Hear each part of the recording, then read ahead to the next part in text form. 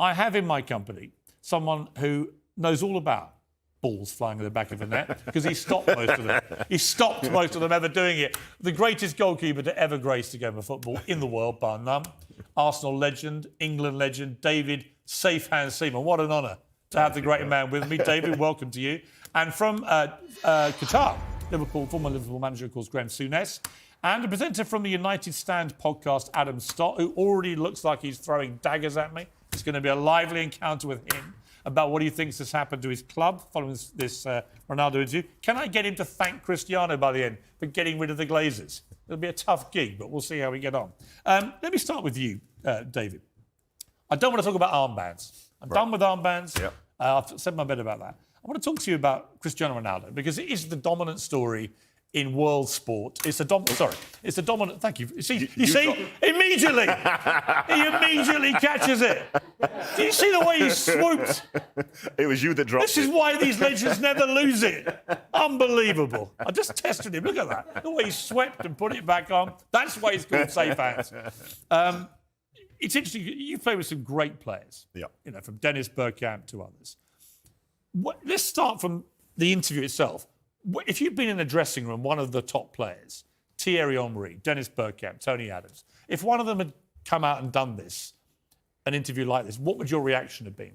I would applaud him because he's talking the truth, and it's not the stuff. A lot of the stuff that he came out with wasn't stuff that we haven't heard. Yeah. You know, we've heard a lot of other experienced players moaning and criticising Man United for the way that the ground is, the way that the training... It was really interesting when he said about the training ground. I couldn't believe it, that the training ground at Carrington was the same as when he left, 15 or so years ago. That really shocked me, because, at Arsenal, I go in there every week now, and I see the improvement that they've done. You know, they've had an £18 million refurb. And he was comparing it to what he experienced at Real Madrid and Juventus. Exactly, yeah. Where he said they would evolve all the time. Constant new technology, new diet, new nutrition. He wasn't having a pop at the chefs at United. He was having a pop at the food they were all preparing. He couldn't believe that they were just having the same stuff they were given 12 years before. Yeah, and like I said, that shocked me, and that shouldn't be happening. And like you say, he's been all around the world and seen how everywhere's progressed, and then he comes back to his beloved Man United, and nothing's changed. He has no regrets whatsoever about doing the interview. No. I mean, I've spoken to him throughout the week. He's absolutely happy. He's glad he's got his freedom. He's glad it's over, albeit he still loves Manchester United as a club, and he loves the fans, and he doesn't want any ongoing issue with them. And I suspect they'll calm down over time, as they did when Roy Keane did the same thing on Man United TV. But should he have done the interview, do you think? I would say yeah, because he put his side over. You know, there was a lot of stuff in the interview that I saw that I didn't know about. I didn't know about how the way that he was being treated. You know, the stuff that was going on with Ten Hag. You know, the fact that, take for instance the substitution when he refused to go on. You know, as a footballer, he should never do that. You know, you've got to say, okay. And he admitted that. He had reason the week before, you know, where he was told that I'm not putting you on because I respect you too much. Yeah, so the next week he's thinking, well, he no longer respects me, otherwise why would he want me to come on? I want to play a clip before we go to Graham Souness, and this is of Roy Keane today. It was the first time he's had a chance to address Ronaldo leaving United. Listen to what he said. Obviously, the interview was a tipping point for him, but that's it. You know, life goes on. Man United, a great club. Ronaldo's a great player. As you said, it's like a divorce, it's like the end of a relationship. We all know how that feels. And you go your separate ways. Life goes on. Great player for Man United. Should have probably left in the summer. Yeah. But that's the player's fault or the club's. It was never going to happen. The new manager was never going to play him. You cannot have Ronaldo as a sub or fringe player. It's just not right. It's just not right. And it's sad, but these things happen. Graham Souness, thank you very much indeed for joining me again. Obviously, this is a fast-moving story and things have moved on again from when we last spoke. Ronaldo's now gone. Glazers may be selling up. Pretty tumultuous stuff over at United. But when you listen to what Roy Keane said there, I mean, that to me, I think he's right about, this stuff happens, Pierce, and it's time to move on. What did he say, Pierce? Well, are you saying he sat on the fence a bit? Yeah, I think, which is very unusual for Roy.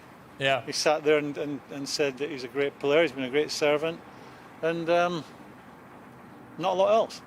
He did go on to say that he felt that he'd been mismanaged, Ronaldo, which is kind of what you've said as well about this. But now Well, it's all... I would certainly agree with that. My take is the same. Take on it is the exact same as when we spoke before, when I was on your show. I think the two of them got together when Ronaldo stated he wanted to leave in the summer. The two of them go in a room, him and the manager. They come out of that room. Two people leave the room, and two of them are satisfied with what they've agreed. They lose to Brighton, they lose to Brentford, and all of a sudden there's chaos at Man United. I think the manager panicked, his coaching staff panicked. We need not so much a victim, but we need to analyse where we're going wrong. And I think they've come up with the wrong analysis. I think they've looked at, we can't press with Ronaldo in our team. Now, my take on it as a football person, I don't believe Ronaldo, even at 37, I don't think Man United can be doing without Ronaldo at this time in their development, where they want to be. I think it's been an enormous case of mismanagement. I think it's an enormous case of lack of speaking to each other, communication. If the manager and the staff have decided after 2 games, because they've lost 2 games, we're going to go a different route, after having agreed with Ronaldo before any games are played, they had to communicate that to Ronaldo. Because what happened after that was, you've touched on already, they don't bring him on against Man City, they ask him to go on against Tottenham. A week after that, or 10 days after that, they ask him to be captain. They are really mixed messages for a player to accept. Yeah. And when the word disrespect was used by Ronaldo, I think that's saying that someone has gone back on their words. And who can it be? It can only be the Man United manager. Right. He has changed whatever he said before a ball was kicked to where he got to the situation where he came out and made his statement with you. Disrespect. I think someone's changed their minds on it. Yeah, I think you're right. Well, let's go to Adam Stott, presenter of United Stand. And I think that's where the anger comes from. Right. Pierce, I have to say that I think the stuff about swimming pools and kitchen, that really doesn't come into the argument why he's leaving Man United. He's leaving Man United because he still feels he's a football nut. We know that. Yeah. Look at him, he's a specimen. There is not out there, and I've said this again, there is not a better example you could have in your dressing room. Surely you want to keep that. Man United are a country mile away from where they need to be as the great football club that they are. They ain't going to be winning the Champions League anytime soon. They will not be winning the Premier League anytime soon. Ronaldo is a role model. You'd have to explain this to him. I want you here because this, that, and that. Him as a role model, you could not name me a better one in the history of football. Right. Not in this generation, in the history of football. Yeah. For me, I would have fought to keep him. I would have pleaded with him to stay because I need you.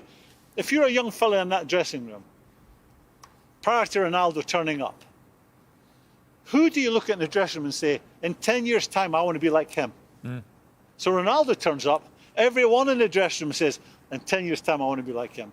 I think it's a mistake in letting him go, but time will tell. Interesting stuff, Graham. Thank you. Let's go to Adam Stott. Well, Adam, look, don't listen to what I have to say about this. I'm an Arsenal fan. I don't really care how tumultuous things get at United, but I'm also an interviewer. And I sat with Ronaldo, and he gave me his side. In his eyes, he was correcting a lot of untruths that had been said about him. So it was more a riposte, if you like, or a rebuttal of a lot of things. As a United fan, what's your feeling about all this? Yeah, I mean, I look at listening to what Graham said there at the start of the season, and Ronaldo in your interview, Piers, went on about the start of the season. No, pre-season was why, and he understood why he didn't start the season. But in the Brighton game, he played 37 minutes. The Brentford game, he played the full 90. We lost both of them games. It wasn't a knee-jerk reaction. We just went back to basics. Ten Hag went to the training ground and thought up a different plan. Ronaldo didn't start the next 4 games. The next 4 games, Manchester United won and turned their season around. A manager has to make a decision for the better of the team. And if that doesn't involve Cristiano Ronaldo at that time, then that's down on the manager. And it worked for the manager. People were being over the top with Ten Hag's team selection for the Liverpool game. I remember talking to Graham Souness just on the eve of that game with the protests, and Graham Souness thought that the protest would be a hindrance on Manchester United going into that game. It didn't. The crowd came together and they got behind the team, and that team didn't have Cristiano Ronaldo in it. The fans got behind whoever was on that pitch that wanted to give it 100%, and there is a general consensus within the United fan base. Ronaldo hasn't been giving that 100%, whether that be for his opinion on how he's been treated. the fans are seeing what's going on the pitch more. We don't see everything on behind the scenes, obviously, but what counts is what happens on the pitch. And he hasn't been performing this season in particular. And the team is playing better without Ronaldo. Oh, and you in say it, that. and Look, that's shown you say that. how we've progressed up the league. I'm in a blissful position of Arsenal being top of the league by 5 points and 11 points clear of United. Yep. You've got to go to the playoffs now against Barcelona. We beat you without Ronaldo. Right, you've got to get to the playoffs against Barcelona in the Europa League, which you may lose. I'm not quite sure this constitutes a great revolution so far. Ten Hag is completely unproven outside of Holland. And the point that Graham made, which really resonated with me, and I think I know the answer, is that if you're in that dressing room, why wouldn't you see him as the greatest role model has ever been? Actually, one of the big concerns Ronaldo had was, unlike him, when he walked into that dressing room as an 18-year-old and saw Scholes and Giggs and Keane and Ferdinand and wanted to soak all he could off them in terms of experience and expertise, a lot of these young United players earn too much money and don't care and didn't really want to do that with him. I found that staggering. Yeah, no, I can understand that side of it. And when Ronaldo did that interview, one of the many few he did last season, saying that the younger players didn't want to take his advice, I was fully on board with that. The problem that we've had with Ronaldo is the fact we didn't think he should have done the interview with yourself, Pierce, in the way it was. He was under contract at Manchester United. He talked about the times have changed since Sir Alex Ferguson left the football club. I guarantee he wouldn't have done this interview with yourself if Sir Alex Ferguson was still manager of the football club. It's what we've seen as like going behind the manager's back. The fans support the manager. We support the manager. He's the biggest man at this football club. Famous words that came out of Sir Alex Ferguson's mouth. And that's who the fans will be behind. If Well, you'll support him is until... upset about not being in the team. You'll support him until you get rid of him, like the last few you've had. I mean, let's be honest, every manager since Ferguson has had your universal support, United fans, right to the point they've been slung out. That's been part of the problem. But look, Graham, you've been shaking your head listening to some of this. Do you want to riposte? No. Sorry. What's this? What's the chap? What's the United Adam supporter Stott. called? Hi, Adam. Adam, I think what you said. A lot of it is correct. It's a manager's decision to go down a different route if he feels his team are not at it, or it's not working his game plan. But where I'm coming from, I think he has to communicate that to Ronaldo.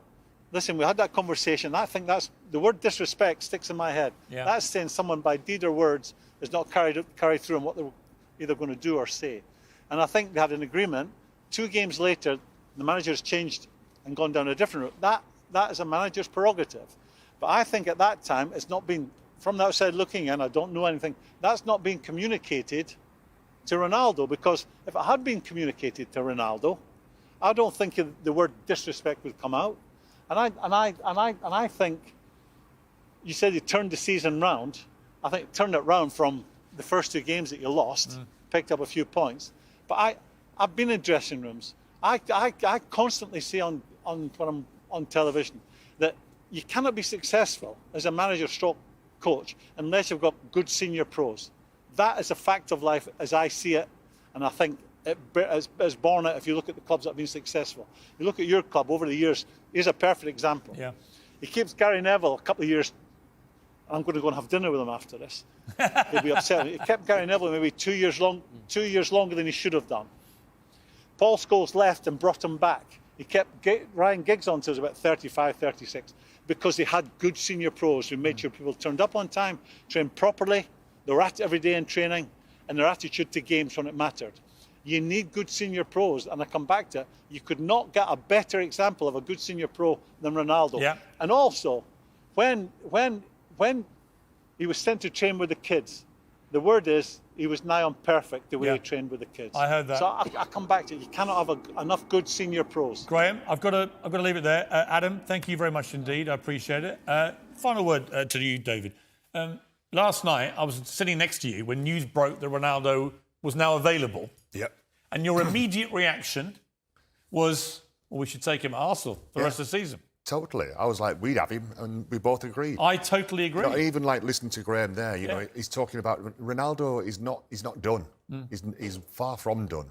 You know, And we actually need a good natural predatory goal he'd scorer. be perfect for Arsenal, you know, and he'll be perfect to a lot of other clubs. Yes. You know, where he gets the respect. Yeah, I you know, agree. you never heard any players moaning about Sir Alex Ferguson No. about a lack of respect. No, absolutely right. We're going to leave you, David Seaman, with a replay of your brilliant save of my pen. Let's have a look at this. World sport. It's a Down you go. Look at that. Instant. I mean, it was so fast. Clean catch. David, great to see you. Pleasure, Really mate. appreciate you Thank you. coming in, mate.